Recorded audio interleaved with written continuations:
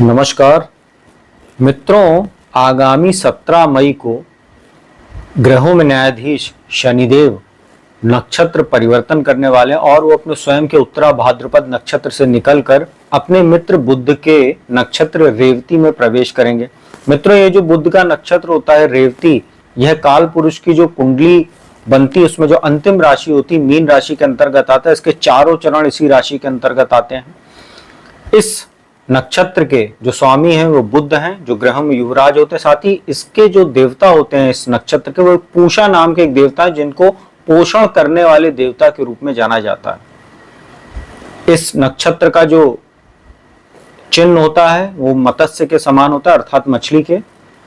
इस नक्षत्र में जन्मे जो व्यक्ति होते हैं उनका जो नाम अक्षर होता है वो दे, दो, चा, ची होता है। हर चरण के हिसाब से 4 चरण होते हैं इसमें।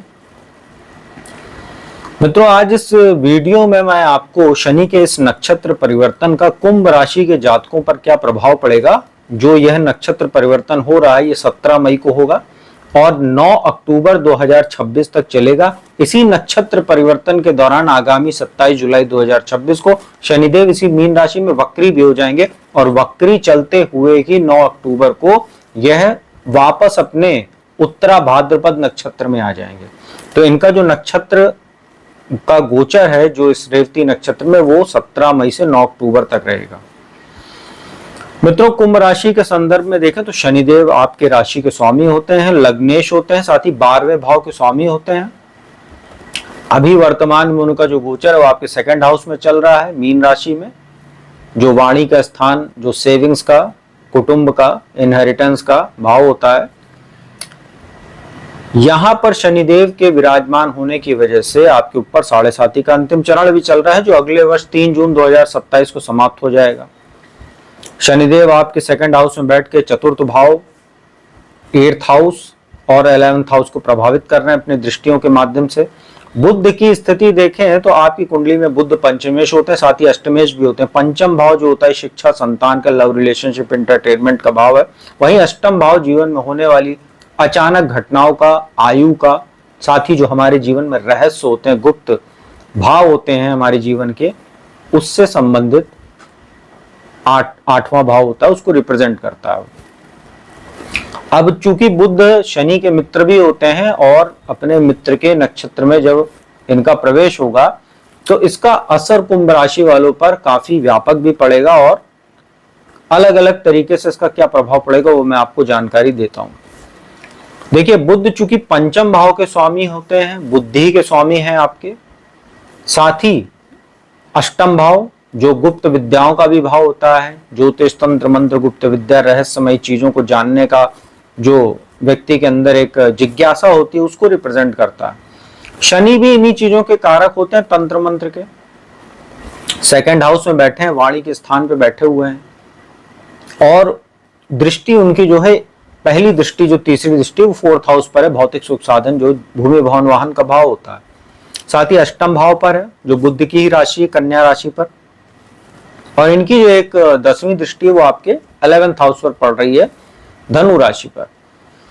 तो यहाँ पर अब जब नक्षत्र परिवर्तन होगा, अभी स्वयं के नक्षत्र में थे तो उतना बढ़िया प्रभाव शायद नहीं मिल पा रहा था, लेकिन यहाँ पर अब चूंकि नक्षत्र परिवर्तन होगा, अपने मित्र के नक्षत्र में प्रवेश करेंगे, तो जो 2 भाव हैं बुध के, साथ ही बुध से संबंधित जो चीजें होती हैं, क्योंकि बुध बिजनेस को भी रिप्रेजेंट करते हैं, तो उन चीजों में यहां पर कुछ बदलाव देखने को मिलेगा। सबसे पहले तो पंचमेश होते हैं आपके, तो यहां पर आपके सोचने समझने की जो क्षमता है उसमें कहीं ना कहीं वृद्धि होगी। चीजों को आप अब अलग तरीके से देखेंगे।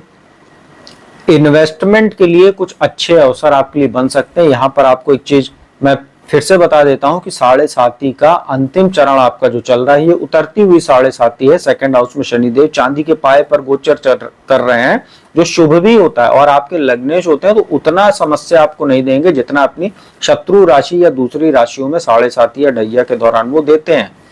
तो अच्छी बात आपके लिए यहाँ पर यह है कि शनि आपके 12वें के भी स्वामी बनते हैं।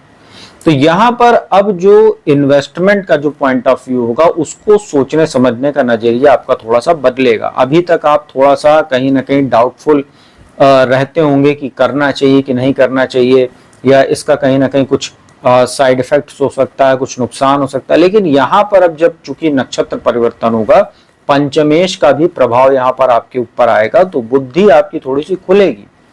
अब आप डिसीजन लेने की ओर जो एक बैरिकेड लगा हुआ था उसमें थोड़ा सुधार आपको देखने को मिलेगा। यहाँ पर इन्वेस्टमेंट के लिए आपके अच्छे अवसर भी बनेंगे, साथ ही आप उन सब चीजों में कैसे आगे बढ़ना है उसके बारे में ज्यादा बेहतर तरीके से सोच पाएंगे और स्टेप भी ले पाएंगे।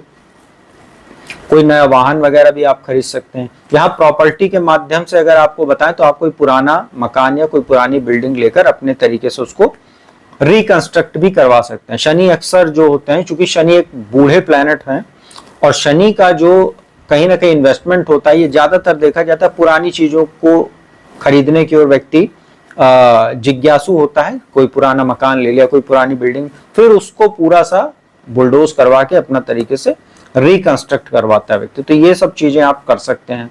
कोई पुराना वाहन खरीद सकते हैं, उसको जो है सेकेंड हैंड वगैरह गाड़ी भी बहुत लोग खरीदते हैं, तो वो भी आप कर सकते हैं। तो यहाँ खर्चा भी आपका होगा, लेकिन अब जो खर्चा होगा वो ज्यादा कहीं ना कहीं सिस्टमैटिक होगा, आपकी सुख सुविधाओं पर होगा और वो आपके लिए फायदेमंद होगा, आपके सुख सुविधाओं को बढ़ाने के लिए होगा। ये बड़ी अच्छी चीज है। अभी भी लेकिन आपको इतना जरूर बता देते हैं कि जब तक 4th हाउस पर दृष्टि, अभी अपने माता के स्वास्थ्य को लेकर थोड़ा सा आपको चिंता बनी रहेगी। या जिनकी माताएं नहीं है, बहुत लोग कभी कभी कुतर्क करते हैं कि माता पिता नहीं है तो क्या, अरे घर में जिनके माता पिता तुल्य लोग होते हैं उनको लेकर भी कभी कभी चिंताएं हो जाती हैं। उनका स्वास्थ्य अगर प्रभावित होगा तो आपको भी कहीं ना कहीं चिंता होगी, खर्च भी होगा, दौड़ भाग भी बढ़ेगी। तो ये सब चीजें भी लगी रहेंगी। दौड़ भाग 7.5 का उतरता हुआ फेज है, इसमें थोड़ी सी दौड़ भाग बढ़ भी जाती है। फिर अष्टम भाव पर भी दृष्टि है और अष्टम भाव पर बुध की ही राशि पर दृष्टि है। तो यहाँ पर आपके अंदर जो जिज्ञासाएं हैं उसमें कहीं ना कहीं बढ़ोतरी होगी।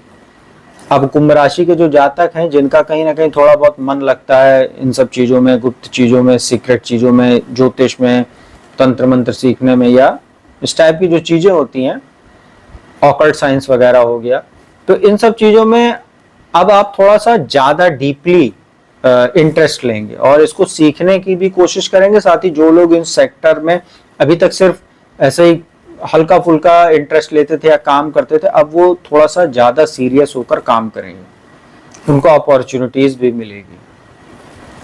तो एक बड़ी अच्छी चीज है। और यहाँ पर आपके लिए सबसे बढ़िया क्या है कि जो शनि की एक दृष्टि लाभ स्थान पर पड़ रही है आपके धनु राशि पर, वो आपके लिए सबसे बढ़िया है। अब क्या होगा, अब जितना भी आप एफर्ट करेंगे इस दौरान 17 मई से लेकर 9 अक्टूबर के बीच में, वो आपके लिए काफी लाभ जनरेट करने वाला रहेगा। और अभी 27 जुलाई को जब शनिदेव वक्री होंगे तो वो आपके लिए और भी ज्यादा बढ़िया रहेगा, क्योंकि फिर थोड़ा सा आपको लगन का भी फल यहाँ पर शनिदेव देना शुरू करेंगे। तो एक बड़ा अच्छा आपके लिए कॉम्बिनेशन बनेगा। एक तो वक्री हो जाएंगे, वक्री में शनिदेव आपको फल भी बढ़िया देंगे, और बुध के नक्षत्र में रहेंगे तो वो आपके लिए एक डबल प्लस पॉइंट हो जाएगा। तो अगर ओवरऑल इस नक्षत्र परिवर्तन का निष्कर्ष निकालें तो कुंभ राशि वालों के लिए ये काफी फायदेमंद समय है। 7.5 के दौरान आपके लिए काफी राहत भरी खबर भी है।